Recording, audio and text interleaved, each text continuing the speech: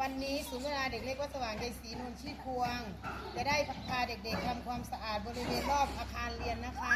ไปลูกไปทำความสะอาดกันเย้เย้เย้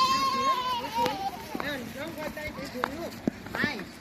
มาลูกมาใส่กับคุณครูนะเจ้าคุณครูกับคุณครูนะลูกใส่กับคุณครูค่ะ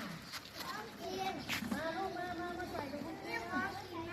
มาใส่กับคุณครูลูก